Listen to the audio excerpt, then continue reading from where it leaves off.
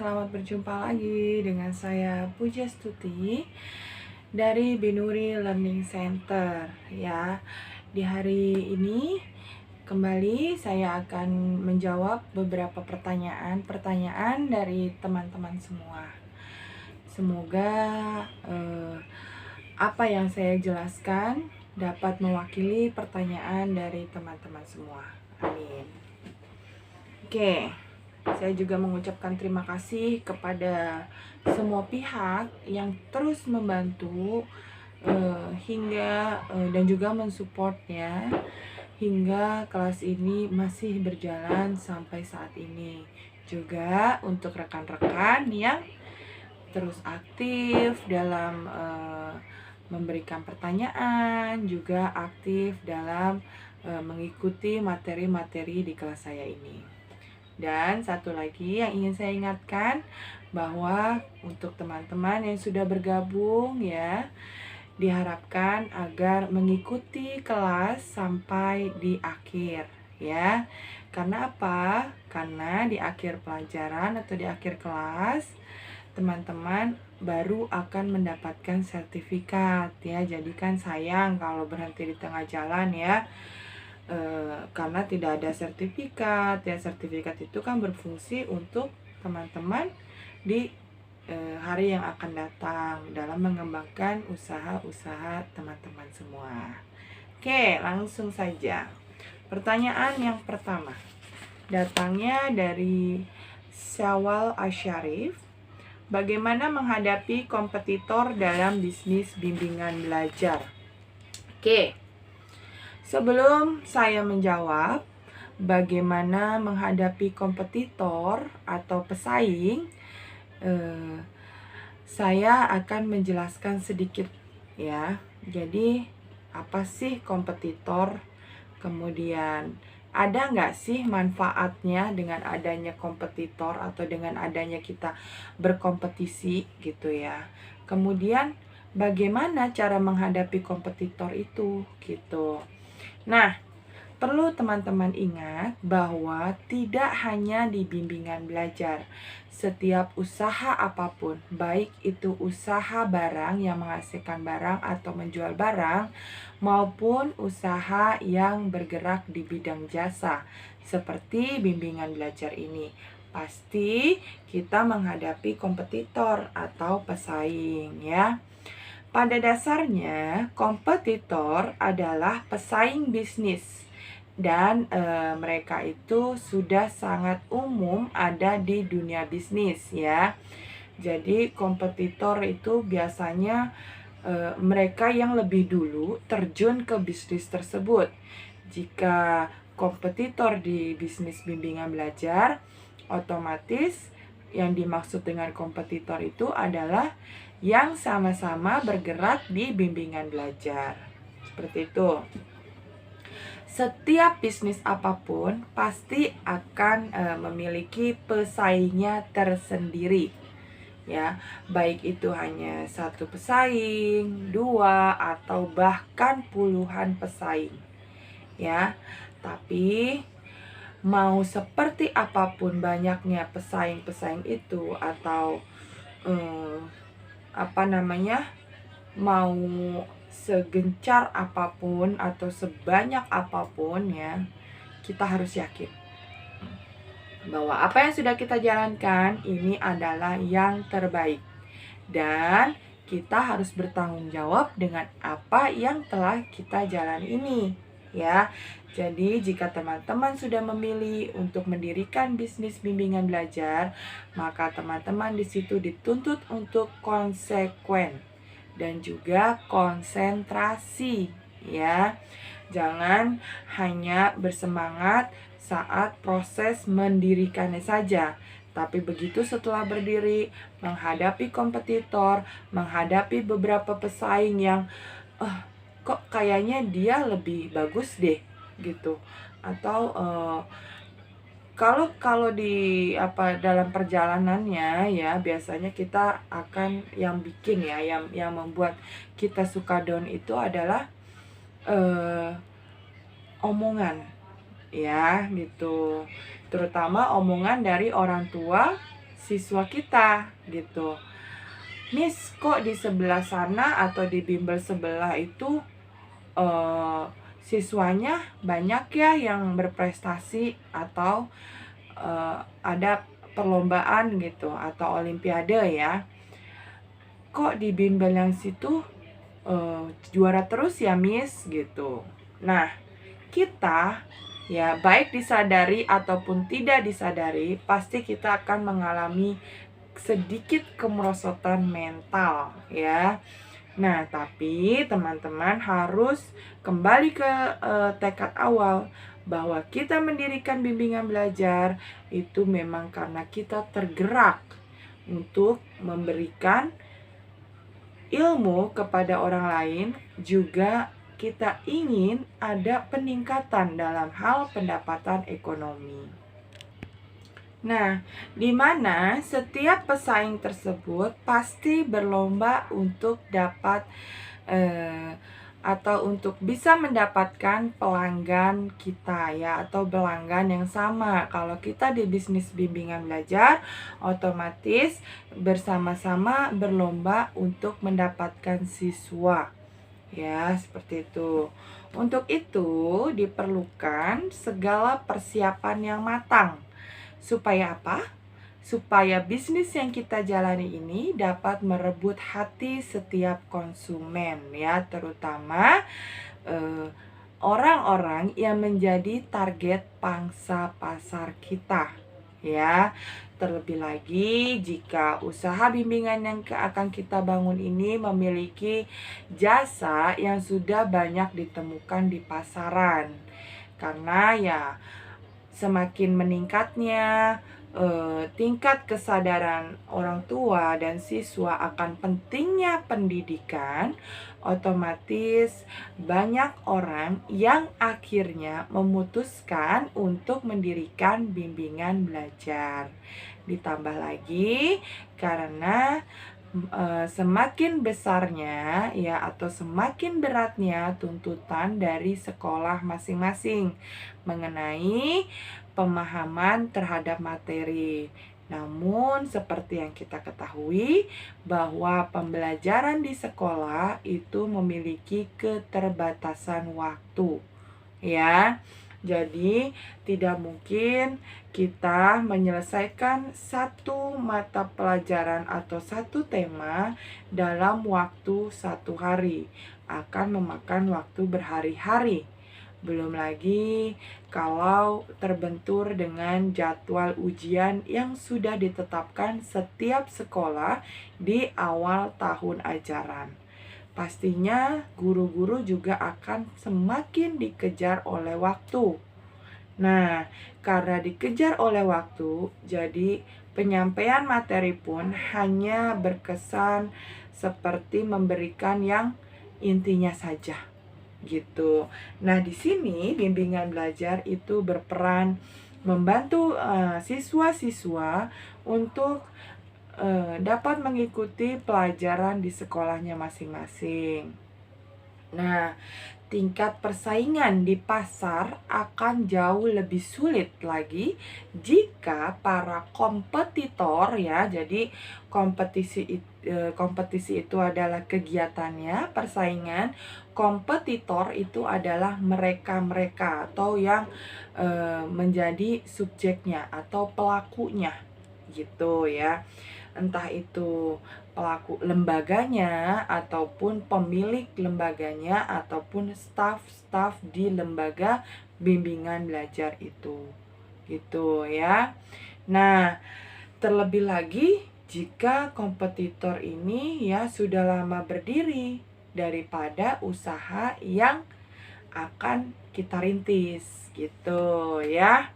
Nah, jadi di sini perlu teman-teman pahami terlebih dahulu bahwa kompetitor itu adalah beberapa pesaing atau orang atau lembaga usaha yang memiliki jasa yang sama dengan bisnis kita Itu yang disebut dengan kompetitor. Kalau usahanya berbeda itu bukan kompetitor, tapi memang sama-sama kita sedang mencari peluang untuk mendapatkan margin yang lebih baik gitu ya. Nah, para kompetitor ini seringkali kita anggap sebagai suatu tantangan atau resiko yang harus kita taklukkan gitu, agar usaha yang kita jalankan ini menjadi berhasil atau mendapatkan keuntungan. Seperti itu ya. Jika kita salah dalam menghadapi mereka, para kompetitor itu, maka mereka pun akan memberikan dampak yang serius bagi bisnis kita. Mulai dari siswanya yang lebih memilih lembaga bimbingan belajar apa lain, hingga membuat bisa juga kebalikannya ya, membuat bisnis bimbingan belajar kita ini menjadi semakin meningkat gitu ya. Nah, namun salah-salah kita memperlakukan kompetitor atau menghadapi kompetitor akan memberikan pengaruh dan dampak yang serius ya, perlu digarisbawahi. Mulai dari siswanya yang berpindah haluan ya, dan yang lebih buruknya itu ya kita gulung tikar karena sudah tidak ada siswa yang tertarik dengan bimbingan belajar kita gitu. Tapi perlu diingat juga, ada manfaat tersendiri dari adanya kompetitor gitu.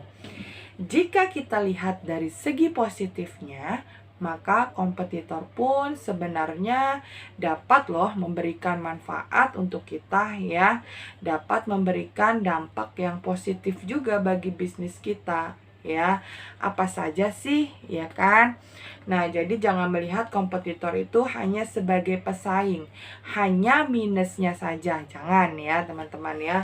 Tapi agar kita lebih dapat berkonsentrasi, kemudian tenang dalam berpikir, mencari siasat atau strategi bisnis ya, maka kita harus menanamkan dalam hati kita, menanamkan dalam pikiran kita bahwa kompetitor itu juga nggak semua kompetitor itu memberikan dampak negatif kok gitu ya. Buktinya apa? Kompetitor itu yang pertama dia bisa memberikan motivasi loh ya. Jadi tidak bisa dipungkiri bahwa kompetitor memang mampu memberikan hal yang positif juga bagi bisnis kita. Karena mereka itu mampu memacu kita untuk dapat selalu memberikan yang terbaik bagi konsumen, ya kan? Atau bagi peserta didik kita. Ya, jadi dengan adanya kompetitor, jadi kan kita semakin semakin serius lagi gitu, semakin mencari strategi lagi gitu. Dampaknya apa? Dampaknya dari segi pelayanan, kualitas ya. Dalam hal ini tentu saja materi-materi ya, itu pasti akan otomatis menjadi lebih baik lagi gitu. Karena apa? Karena kita tidak ingin dong kalah dengan si kompetitor ini gitu kan, pastinya seperti itu nalurinya seperti itu gitu ya. Nah, bagi teman-teman sebagai seorang pebisnis yang juga nantinya dapat melakukan evaluasi dan juga mendapatkan kekurangan yang selama ini dirasakan dan juga tidak disukai ya, ada kalanya kita juga tidak disukai oleh siswa-siswi kita ya, atau orang tua dari siswa-siswi kita gitu ya. Nah, seluruh hal tersebut dilakukan agar tidak ada celah yang dapat dimanfaatkan oleh kompetitor. Ya dong, ya kan? Jadi, kalau kita udah tahu nih, atau kita sudah dengar, ternyata di daerah lingkungan saya ini ada loh bimbingan belajar juga, harganya lebih murah gitu. Kemudian dia ya, kalau buat saya ya, kompetitor yang disebut kompetitor itu biasanya mereka yang sudah memiliki nama gitu, atau mereka yang sudah yang sudah lama berdiri, lebih lama dari kita. Karena kalau yang sama-sama baru, itu artinya baru sama-sama merintis di bimbingan belajar itu, baru sama-sama merintis di usaha itu. Jadi menurut saya itu bukan, atau itu belum tergolong kompetitor yang mengkhawatirkan gitu. Tapi apabila kita sudah menghadapi kompetitor yang berdirinya lebih lama dari kita, sudah memiliki brand tersendiri, pasti ya dalam hati kita juga akan sedikit rasa kecil hati gitu, akan sedikit rasa khawatir ya, karena mereka yang sudah lama mendirikan bisnis bimbingan belajar, otomatis mereka sudah mengetahui bagaimana seluk-beluk di bisnis bimbingan belajar ini gitu ya. Nah, manfaat yang berikutnya dari adanya kompetitor itu adalah dapat meningkatkan performa bisnis kita. Ya, kenapa? Karena dorongan yang kuat ya, yang dirasakan oleh setiap pebisnis seperti kita ya, tentunya akan memberikan dampak yang baik bagi performa suatu bisnis ya, atau performa sebuah usaha, termasuk usaha bimbingan belajar ini, sehingga kita akan menjadi semakin bersemangat ya untuk bisa mengejar kompetitor tersebut ya, dan bahkan mungkin kita bisa mengungguli mereka gitu. Tidak ada yang tidak mustahil ya teman-teman ya. Dampak yang paling besar yang bisa kita rasakan dari adanya kompetitor itu adalah keuntungan yang semakin meningkat, karena performa yang kita berikan untuk bisnis kita juga otomatis semakin besar juga gitu ya. Nah, kemudian apa? Selalu berpikir lebih baik dari kompetitor. Ini juga naluri ya, atau manusiawi. Di saat kita ada pesaing ya, kemudian kita menyadarinya, otomatis otak kita akan bekerja lebih cepat itu, atau lebih aktif. Karena apa? Karena kita akan terus memikirkan bagaimana supaya kita dapat bersaing gitu, supaya bisnis kita ini tetap berjalan seperti sebagaimana awalnya gitu ya.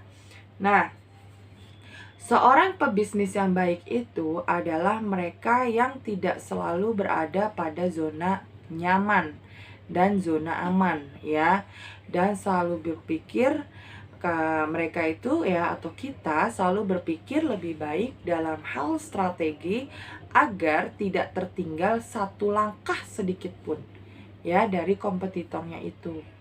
Nah, itu ya ciri dari pebisnis yang baik gitu.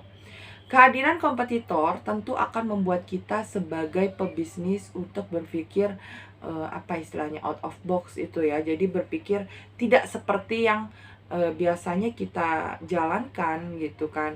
Misalkan hanya strategi bagaimana ini mempertahankan bimbel gitu kan, dengan kondisi yang ada, misalkan dari segi internalnya gitu kan, kita menambah jumlah siswa dan sebagainya. Dengan adanya kompetitor ini, otomatis kita juga memikirkan eksternalnya, karena ada persaingan dari luar bisnis itu gitu ya. Nah, kemudian apa nih cara menghadapi kompetitornya? Yang pertama, pastikan jangan menjadi peniru ya. Ini pernah saya baca di sebuah artikel ya, seperti itu gitu. Dan memang benar gitu kan. Karena kalau kita menjadi peniru atau boleh dibilang plagiat ya, dari segi sistemnya, kemudian konsepnya gitu kan, ya kita sudah tahu bahwa kompetitor di bisnis ya bimbingan belajar yang sebelah itu, dia sudah lama berdiri, lebih dulu ada gitu, dia sudah punya brand image, terus kita mau ngikutin gitu. Itu kayaknya kayak apa ya, kayak apa sih namanya, ya mendingan kita jadi franchise-nya aja gitu sih kalau menurut saya ya kan, daripada kita mau sok-sokan bersaing dengan mereka tapi kita ngikutin mereka gitu. Mending sekalian aja kita franchise sama mereka gitu ya. Jadi yang pertama itu jangan menjadi peniru ya. Walaupun di pasaran ya mungkin ada banyak sekali pesaing yang memiliki produk, barang, dan jasa yang sama, bukan berarti kita itu harus meniru berbagai hal yang disajikan atau yang sudah disediakan oleh kompetitor kita gitu. Tampilkan sesuatu yang berbeda, kemudian unggulkan apa yang menjadi memang kebiasaan kita dan fokus di situ gitu ya. Seperti Binuri. Binuri bukannya berdiri atau berjalan lancar ya, tanpa ada kompetitor, tanpa ada kendala. Itu tidak ada bisnis yang seperti itu. Semua bisnis ya, tidak hanya Binuri, tidak hanya bimbel yang mungkin punya teman-teman ya, tapi semua pasti akan menghadapi kompetitor, akan menghadapi masalah, akan menghadapi titik jenuh ya, dan akan menghadapi titik terendah gitu. Nah, jadi ya kembali lagi intinya adalah bahwa kita harus fokus kepada apa yang sudah kita dirikan, konsekuen dengan konsep kita, kemudian kembangkan gitu. Kita kembangkan dengan gaya kita, dengan apa yang ada di imajinasi kita dulu gitu. Kita bisa melakukan observasi gitu kan. Oh, bimbel ini kelebihannya itu ya. Oh, bimbel itu kelebihannya ternyata begini ya gitu. Boleh kita ambil, kita catat di buku gitu kan. Kemudian di situ kita analisis lagi. Kemudian bisa nggak sih, cocok nggak sih kalau ini diterapkan di bimbel kita gitu ya. Nah, kemudian jangan lengah dengan adanya kompetisi. Jangan karena kita merasa nyaman, merasa aman ya, di sini nggak ada kok bimbel lain yang bangun gitu. Kita santai aja gitu ya. Jangan. Karena apa? Karena memang sudah kodrat manusia ya. Apabila melihat orang lain itu sukses, hal yang pertama pasti akan diincar adalah bisnisnya atau usahanya. Entah itu kerjaannya, entah itu gayanya, entah itu jenis usahanya, pasti itu dulu. Mereka akan mengikuti. Ah, dia bisa kok gitu. Tuh buktinya bisnisnya berkembang. Tuh buktinya bimbelnya bisa banyak siswa. Dia bisa buka cabang di mana-mana. Dapat omsetnya bagus. Berarti bisa dong ya gitu. Akhirnya membuka lah bisnis yang sama dengan kita. Nah, kita jangan lengah dengan kompetisi. Dimanapun, kapanpun, pasti kompetitor itu selalu bermunculan. Karena memang kodratnya seperti itu. Memang adanya seperti itu, gitu. Dan yang ketiga, jangan menganggap remeh sebuah kompetisi. Jangan mentang-mentang banyakkan saya nih muridnya gitu. Dia mah sedikit habis mahal. Nah, kita di situ. Sedangkan mereka apa? Mereka sedang berpikir bagaimana caranya agar siswa-siswa di bimbel kita bisa tertarik di bimbel dia. Nah, ini jangan menganggap remeh sebuah kompetisi. Ya. Mereka akan hadir dalam berbagai macam jenis, berbagai macam gaya, berbagai macam usaha ya, untuk mencari celah bisnis kita. Dan yang keempat, jangan bermain kotor ya.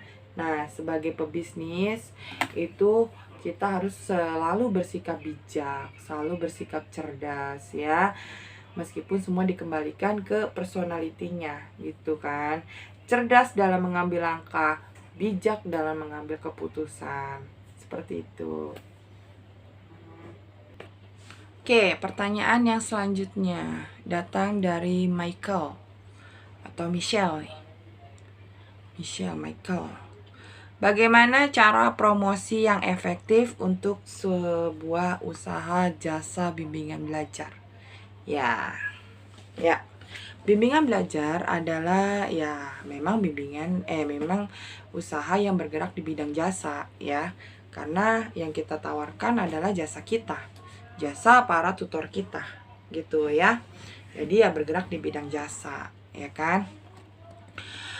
Saat ini kita sudah sama-sama tahu bahwa banyak sekali bermunculan model bisnis bimbingan belajar. Dari bisnis online, kemudian tatap muka, private ya kan, yang umum seperti itu. Ada lagi bimbingan belajar yang membeli brand dari bimbingan belajar yang sudah ternama gitu. Atau ada juga bimbingan belajar yang bekerja sama dengan platform yang khusus untuk bimbingan belajar online, tapi nantinya kita bagi hasil seperti itulah gitu kan. Atau yang seperti sekarang ini Binuri Learning Center ya kan, gabung di platformnya punya prakerja gitu. Kemudian kita sama-sama sharing di sini ya kan. Saya mendapatkan benefit ya kan, bimbingan belajar milik saya Binuri mendapatkan margin, dan teman-teman pun insya Allah mendapatkan ilmu yang dapat teman-teman terapkan. Tapi boleh teman-teman kreasikan gitu kan, sesuai dengan minat dan kebutuhan teman-teman gitu. Nah, namun ya terkadang masih banyak kita temui orang-orang yang bingung bagaimana strateginya gitu, atau cara untuk mempromosikan bisnis kita nih gitu kan. Karena kan yang kita jual karena jasa ya, bukan usaha barang gitu kan, atau usaha bergerak menghasilkan barang atau menjual barang gitu. Kita kan yang dijual jasa gitu loh, dimana orang akan tertarik setelah berkecimpung langsung di dalamnya, setelah bergabung langsung. Nah, gimana nih supaya orang mau bergabung? Itu yang harus kita pikirkan ya kan. Di sini ya saya akan menjelaskan sedikit ya mengenai kegiatan pemasaran. Jadi kegiatan pemasaran ini tentu saja berhubungan dengan gabungan beberapa kegiatan usaha. Faktor apa saja sih ya yang mempengaruhi pada kegiatan pemasaran? Ya, berdasarkan ilmu strategi pemasaran itu diketahui bahwa ada 2 faktor ya. Faktor mikro yang meliputi perantara pemasaran, pemasokan, pesaing, dan masyarakat. Kemudian ada lagi faktor mikro atau makro ya. Kalau tadi faktor mikro, ada lagi faktor makro. Meliputi ekonomi, politik, hukum, teknologi atau fisik, dan sosial, budaya juga lain sebagainya yang dalam lingkup yang lebih besar lagi. Nah, kedua faktor itu sangat berpengaruh terhadap beberapa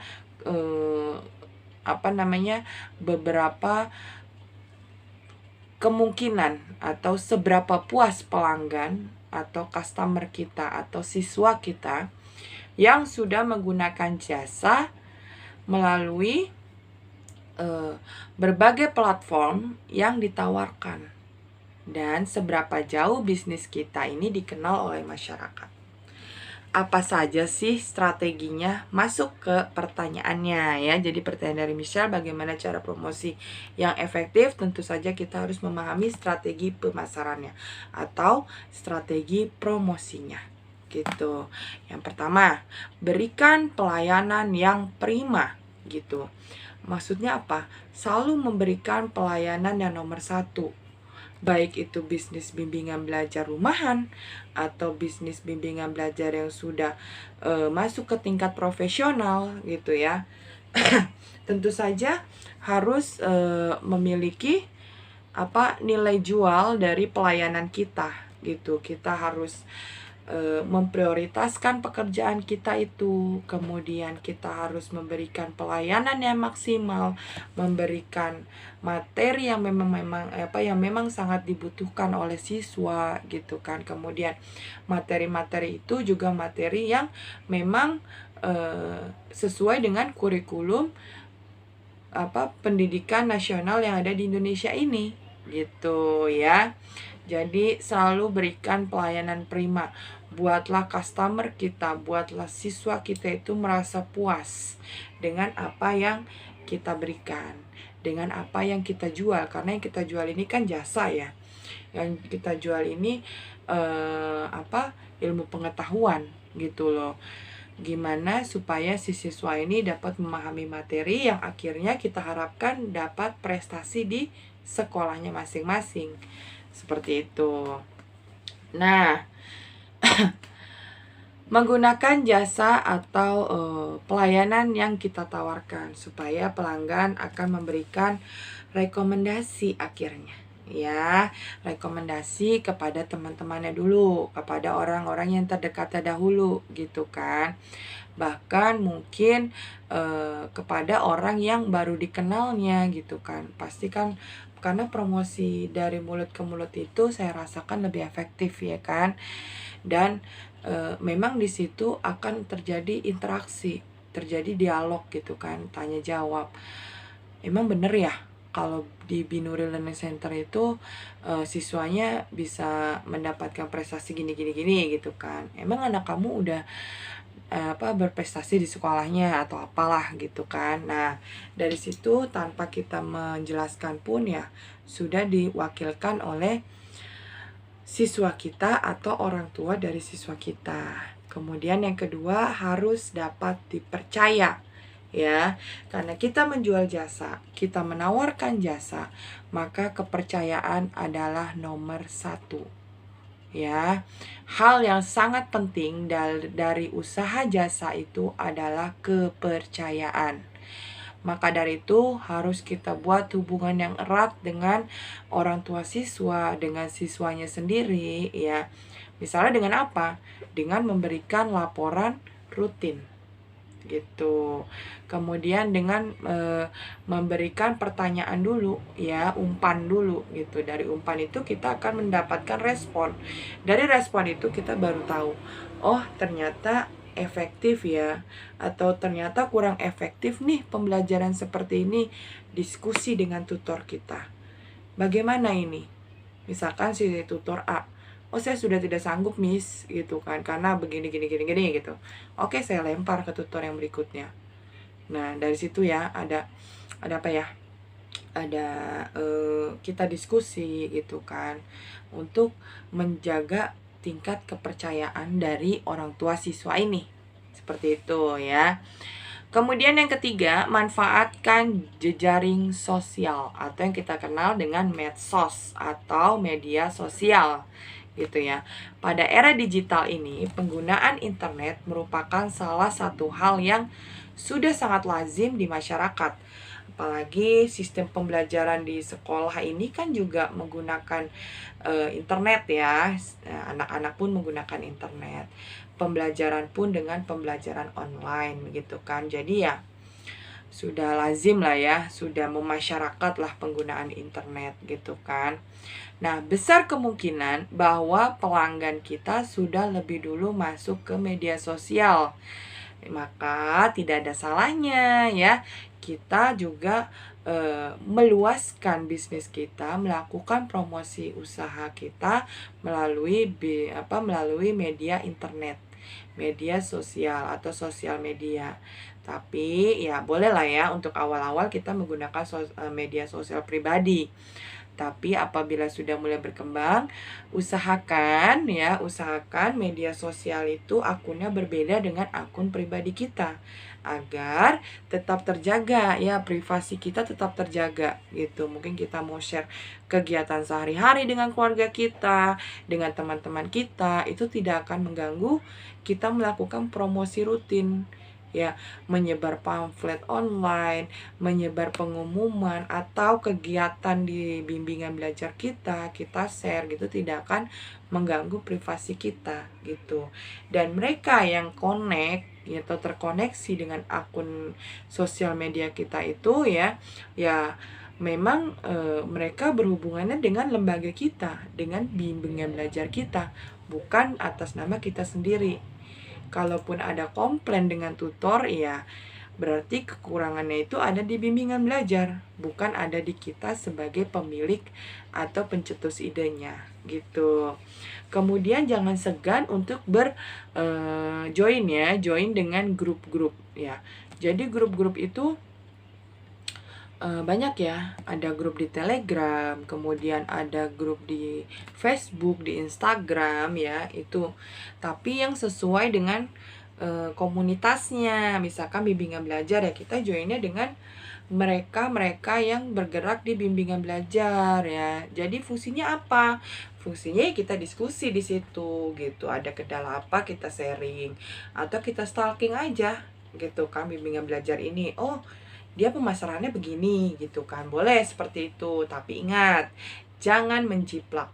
Kita boleh mengambil ide tapi konsepnya tetap dibedakan ya. Jangan menjiplak. Karena kalau menjiplak itu tidak etis ya kalau menurut saya ya gitu. Orang sudah susah payah berpikir untuk melakukan promosi, kita dengan enaknya langsung kita curi gitu aja. Itu nggak etis ya gitu. Dan segala sesuatu yang kita kerjakan dengan cara menjolimi orang ya, besar kemungkinan tidak akan berkembang gitu ya. Nah, kemudian yang kelima ya, melakukan kegiatan yang sifatnya itu membangun dengan usaha yang kita jalankan ini, tapi dengan tulus gitu, secara tulus, secara konsentrasi dan konsekuen kita dengan apa yang sudah kita pilih ya. Jika kita melakukan aktivitas ini yang berhubungan dengan jasa ya kan, maka kerjakanlah secara tulus gitu. Apalagi ketika jasa kita ini ya dapat digunakan untuk membantu seseorang dalam mencapai tujuannya. Contoh ya bisnis bimbingan belajar kita ini gitu kan. Jadi ya kita lakukan tulus gitu kan. Bolehlah kita sekali-kali memberikan benefit kepada mereka atau memberikan ekstra jam, tidak masalah ya gitu kan.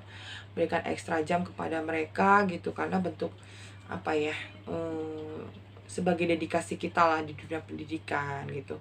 Nah dari situ kita jangan apa-apa selalu berpikiran untung ruginya gitu. Karena segala sesuatu yang kita lakukan dengan ikhlas, dengan tulus, insya Allah kembali ke kitanya juga lebih dari apa yang telah kita korbankan. Seperti itu ya. Nah jadi itu tadi ya pertanyaan dari Michael atau Michelle, bagaimana cara promosi yang efektif ya. Jadi itu tadi menggunakan sosial media, kemudian bergabung dengan komunitas, kemudian kita kita membangun image bahwa kita itu bisa dipercaya gitu loh. Karena mereka memasukkan siswa-siswinya juga kan tidak mudah dan tidak murah juga gitu loh. Ya meskipun adalah bimbingan belajar yang murah gitu kan, atau di bawah pasaran gitu, tapi biasanya kalau kayak gitu sih susah untuk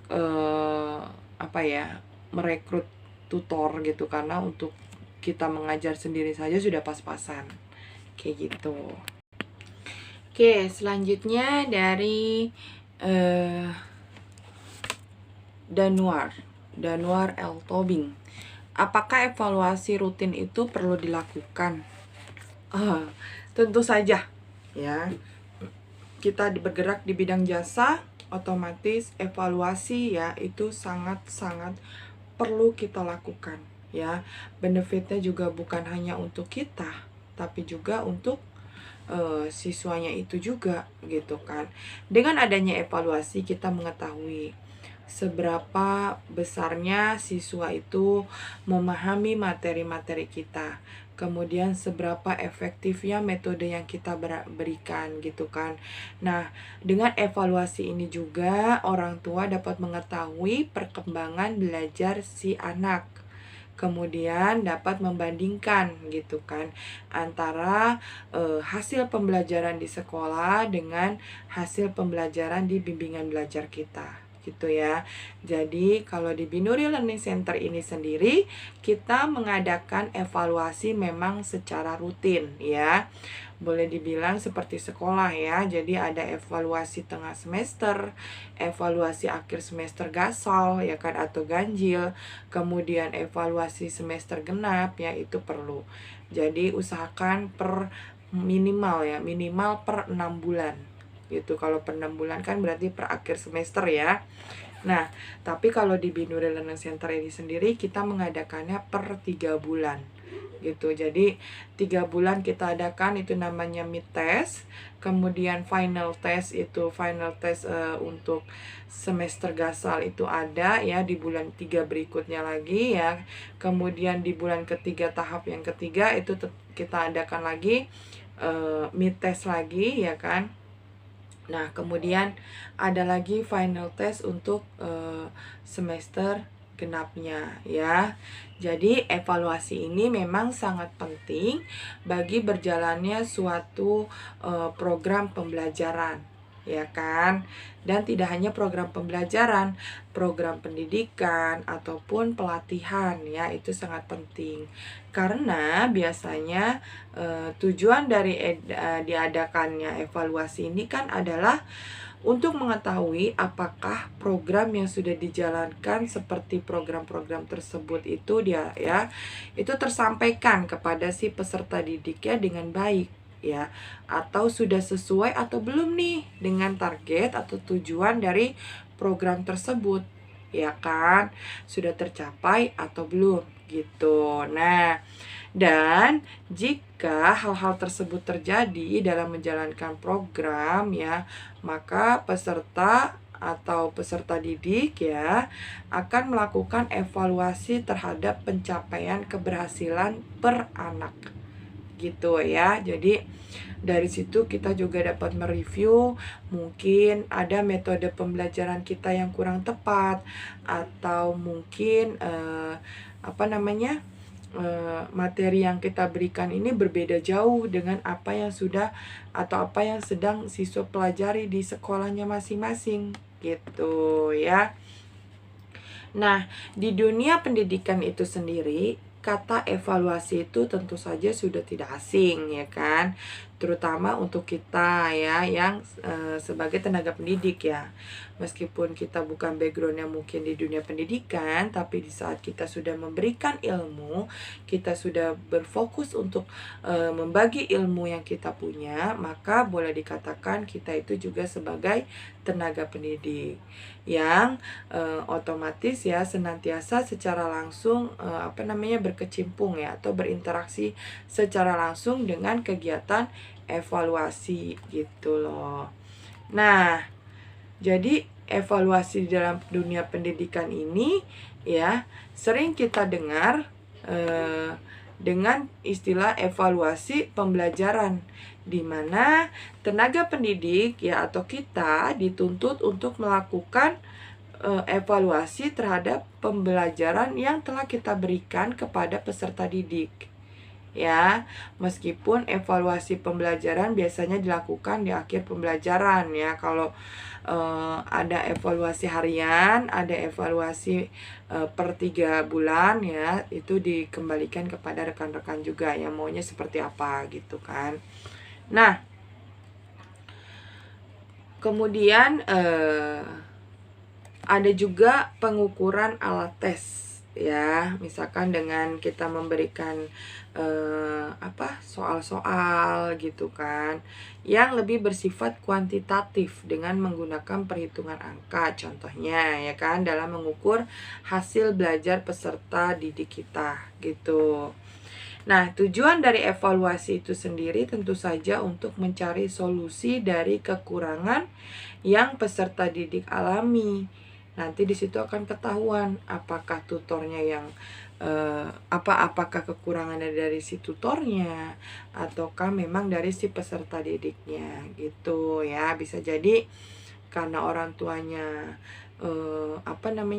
terlalu berfokus kepada pemahaman materi sampai melupakan mentalitas si anaknya itu sendiri gitu, atau ada faktor-faktor khusus ya, faktor-faktor genetika seperti itu ya, apa ternyata anaknya ini mengalami sindrom atau apa ya. Biasanya kalau di Binuri kita evaluasinya pada saat ya kita melakukan evaluasi itu gitu kan. Jika memang dari mentalnya ya atau kepribadiannya ya kita oper ke bagian yang lebih berwenang, yaitu seorang psikolog seperti itu ya. Nah, jadi kenapa sih ya atau seberapa pentingnya sih evaluasi gitu ya. Jadi evaluasi itu ya sangat penting gitu kan, untuk mengetahui seberapa apakah efektifnya gitu kan, seberapa efektifnya gitu kan, atau efektif atau tidak nih gitu kan sistem pembelajaran yang kita terapkan sebagai seorang tenaga pendidik itu ya. Karena bila seorang pendidik tidak melakukan evaluasi, maka sama saja kalau menurut saya tenaga pendidik juga tidak ada perkembangan dalam merancang sistem pembelajaran. Karena kan kita nggak evaluasi, kita nggak tahu pencapaian pembelajaran kita seperti apa, apakah metode kita sudah tepat, atau cara mengajar kita sudah benar. Kan kita nggak tahu kalau nggak ada evaluasi gitu. Evaluasi bisa kita lakukan dulu ke kitanya sendiri gitu kan. Misalkan kita memberikan satu materi hari ini gitu, kok yang saya kasih nggak diterima ya sama anak-anak, atau susah banget gitu, padahal gampang kan, rumusnya sudah ada, tinggal disubstitusikan dan sebagainya, kok masih ribet ya gitu. Nah, kita bisa evaluasi internal, evaluasi diri kita dulu gitu kan, apa sih kekurangannya, apa kita cara menyampaikannya terlalu cepat, atau bahasa yang kita gunakan itu tidak sesuai dengan jenjang pendidikan gitu. Karena kan antar jenjang pendidikan itu ya memang berbeda ya, dari pembahasannya, kemudian bahasanya itu kan berbeda gitu. Dan gestur tubuh kita juga mempengaruhi gitu kan. Misal kalau kita ngajar PAUD ya atau calistung gitu, itu kan kita yang yang bikin se-enjoy mungkin anak-anak gitu, dengan nyanyian, kemudian kita lebih banyak melakukan keterampilan daripada mengolah pengetahuan dan sebagainya gitu ya. Oke, pertanyaan yang berikutnya dari Ferdi Ferdiansyah. Saya seorang guru di SMP negeri. Saya ingin membuka bimbel, bagaimana caranya? Oke, Pak, ya, Thomas atau Kak, ya. Boleh dilihat atau direview lagi video-video saya sebelumnya, atau boleh dibuka lagi materi yang telah saya sampaikan di kelas, bahwa di situ ada bagaimana cara membuka atau merintis bisnis bimbingan belajar, ya. Tapi di sini akan saya jelaskan lagi. Tentunya sangat mudah bagi saudara Ferdi Ferdiansyah, karena beliau adalah sudah menjadi seorang guru di SMP negeri ya. Entah itu mohon maaf sudah pegawai tetap ataupun masih honorer ya, tidak masalah gitu kan. Namanya guru ya guru, kalau menurut saya mau honorer mau pegawai tetap gitu kan ya, mereka punya kelebihan dibandingkan bukan guru gitu kalau menurut saya. Jadi ya tidak ada istilah pembagian jenjang, itu kan hanya statusnya saja gitu ya. Nah, jadi untuk membukanya itu saya rasa ya sudah agak mudah ya, karena backgroundnya sudah jelas ya. Backgroundnya adalah seorang guru gitu loh. Yang pertama tetap harus kita bangun konsepnya dulu, kita buat konsep awalnya dulu ya. Bimbingan belajar kita ini kedepannya mau seperti apa gitu kan, ataukah kita selamanya akan mengajar atau membuka kelas 1 kelompok saja gitu, misalkan SD saja atau SMP saja, atau kedepannya kita mempunyai planning untuk membuka ke sekolah umum atau sekolah kedinasan ya. Itu harus dipersiapkan dulu konsepnya. Nah, di dalam konsep itu ada yang namanya persiapan awal. Persiapan awal tentu saja kita harus mempersiapkan tempatnya, kemudian materi pembelajarannya, kemudian pangsa pasarnya ya, atau target pasaran kita itu siapa gitu kan. Dari target pasar kita itu kita akan mengetahui jenis materi pelajarannya seperti apa. Setelah mengetahui jenis materinya ya atau mata pelajarannya apa, di situ kita baru bisa menentukan harga gitu ya. Dan harus diperhatikan juga kembali ke pertanyaan yang kompetitor tadi ya, bahwa kita harus mempersiapkan segala hal yang akan berhubungan dengan kompetisi gitu. Namanya kita usaha ya, usaha itu pasti ada kompetisi gitu kan. Nah, setelah kita menentukan konsep, kita harus mempersiapkan tempatnya itu ya. Apakah bimbingan belajar kita ini mau dibuka bimbingan rumahan saja, atau yang lebih profesional kita menyewa ruangan, kemudian kita membayar tutor, kemudian kita ada bagian atau tim akademiknya gitu kan. Seperti itu gitu ya. Kemudian pemasaran ya, pemasaran atau promosi di dalamnya situ ya, baik itu promosi di awal maupun promosi untuk jangka panjang ya. Kalau promosi di awal itu kan promosi yang memang dilakukan hanya apa ya, hanya untuk memperkenalkan bahwa kita ada bimbingan belajar loh gitu kan, bahwa bimbingan belajar kita ini cocok loh untuk jenjang SD, cocok untuk jenjang SMP dan sebagainya gitu. Kemudian di antara itu semua yang paling utama adalah kita harus fokus. Kita harus konsekuen dengan apa yang sudah kita bangun gitu. Kita harus mendedikasikan diri kita. Bila kita sudah berniat untuk membuka usaha ini ya, kita harus mendedikasikan diri kita di situ. Dan untuk saudara Ferdiansyah ini ya, karena sudah bekerja sebagai guru, jadi harus memperhitungkan juga gitu antara pembagian waktu atau manajemen waktunya, agar tidak bentrok antara jadwal mengajar di sekolah dengan jadwal mengajar di bimbingan belajar itu sendiri gitu ya. Nah, selain itu kita juga harus mempersiapkan sumber dayanya gitu kan. Kita harus mempersiapkan nanti ke depannya ya, kita bangun konsep dulu nih gitu kan. Setelah bangun konsep, kita persiapkan sumber dayanya atau tenaga pengajarnya gitu kan. Karena ya kalau sudah berkembang tidak mungkin kita handle sendiri gitu, pasti akan membutuhkan tutor-tutor lainnya gitu kan, atau pengajar lainnya gitu kan. Ditambah lagi dengan Kak Ferdiansyah ini kan juga seorang guru gitu kan ya, dengan rutinitas kerja, kemudian tanggung jawab di pekerjaannya itu gitu kan, tidak mungkin dapat menghandle sendiri apabila sudah berjalan gitu loh bimbelnya gitu kan, apabila sudah semakin berkembang gitu. Jadi di sini tetap membutuhkan tenaga pengajar tambahan gitu ya. Nah, kemudian jangan lupa untuk kita membedakan antara saat kita mengajar di sekolah dengan saat kita mengajar di bimbingan belajar gitu ya. Karena kalau di sekolah, apalagi sekolah negeri ya gitu kan, itu kan ya apa ya,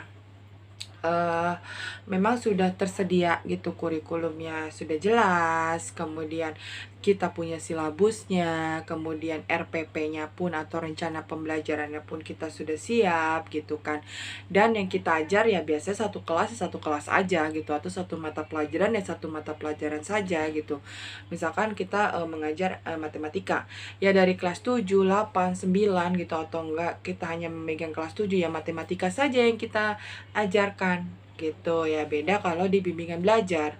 Kalau di bimbingan belajar itu kan tidak menutup kemungkinan kita akan mendapat pendaftar atau registrasi dari siswa yang berlatar belakang pendidikan berbeda gitu ya. Kita tidak bisa kita tidak bisa di awal pendirian itu kita membatasi gitu kan ya, meskipun boleh membatasi, tapi kalau menurut saya itu akan menjadi penghambat tersendiri gitu kan, karena image dari orang yang mau mendaftar itu sudah tertanam bahwa oh di bimbel road itu cuma nerima SMP doang gitu. Padahal ya kita bisa mengajar SD gitu, kita bisa mengajar tematik dan sebagainya gitu kan. Nah itu harus dipersiapkan dan harus kita konsepkan dengan matang gitu ya. Kemudian ya tadi manajemen waktu agar tidak bentrok dengan jadwal mengajar di sekolah dan jadwal belajar di bimbel gitu. Kemudian terus dan tetap buat laporan perkembangan siswa karena itu penting sekali gitu ya. Orang tua akan sangat senang jika kita sebagai pemilik bimbingan belajar itu secara berkala ya memberikan laporan akan perkembangan prestasi si anaknya gitu. Jangan sungkan juga untuk memberikan saran-saran mengenai perbaikan belajar si anak gitu kan, evaluasi si anak ini gitu. Misalkan dia ada anak yang tidak bisa tidak bisa konsentrasi apabila ya buka buku dihadapkan dengan soal gitu kan, dia akan lebih menggunakan visualisasinya, contohnya dengan menggunakan media pembelajaran video-video dan sebagainya seperti itu. Nah, kemudian pertanyaan terakhir dari Jaka Triwulan, saya sudah memiliki bimbel namun saya kesulitan mengembangkannya. Apakah ada trik khusus dan bagaimana jika ingin membuka cabang? Ya, ini harus kita evaluasi dulu atau kita observasi dulu ya, apa penyebabnya? Penyebab dari tidak berkembangnya usaha Bapak Jaka Triwulan ini ya, atau saudara Jaka Triwulan ini. Apa yang menyebabkan tidak bisa berkembang gitu? Apakah dari konsepnya yang tidak jelas, atau harganya yang lebih mahal, ataukah tidak memiliki kurikulum tersendiri atau mata pelajaran materi tersendiri gitu Kak? Atau memang di pemasarannya gitu. Jadi untuk pertanyaan ini ya mungkin bisa kita lakukan diskusi lebih intens ya, lebih private lagi gitu kan, agar mengetahui permasalahannya dulu gitu. Setelah permasalahannya diketahui, baru kita dapat memberikan solusi atau kita saling sharing ya mengenai solusi apa gitu. Misalkan karena ternyata pemasarannya kurang optimal, ya kita tingkatkan dari pemasarannya gitu. Atau misalkan ternyata materinya itu yang materi yang sudah tidak dibutuhkan oleh siswa atau materi lama atau metode pembelajarannya atau pada saat kita mengajarkan atau memberi materi seperti itu ya. Itu jadi harus diobservasi dulu, kemudian kita review, setelah direview kita evaluasi, dari situ baru kita temukan solusi gitu ya. Nah, apakah ada trik khusus cara dan bagaimana jika ingin membuka cabang? Iya, kalau untuk membuka cabang tidak ada trik khusus ya. Asalkan kita persiapkan mental, kita persiapkan budget gitu kan. Kemudian kita sudah persiapkan konsep apa yang akan kita buka di bimbel atau di cabang kita itu ya, apakah sama dengan bimbel yang di tempat utama ini ataukah berbeda gitu ya. Nah, untuk prosesnya itu sendiri kalau saya ya berdasarkan apa yang saya jalani ya untuk membuka cabang itu menggunakan modal atau pendapatan yang saya dapat di bimbel utama saya ini. Dari sini saya kembangkan ya, saya akumulasikan kebutuhan untuk membuka cabang. Itu modal di cabang. Jadi saya tidak menggunakan sistem mendapatkan modal dari luar gitu atau eksternal gitu, tidak ya gitu, karena menurut saya ya memang cukup lama kita akan mendapatkan benefitnya gitu, dan juga tidak sesuai dengan prinsip saya gitu. Jadi ya semua dikembalikan kepada rekan-rekan. Kalau memang mau cepat ya silakan rekan-rekan bisa menggunakan pendapatan modal itu secara eksternal melalui mungkin menawarkan penanaman saham ke teman kita gitu, atau yang lebih cepat ya kita meminjam di lembaga keuangan gitu untuk mendapatkan modal gitu kan.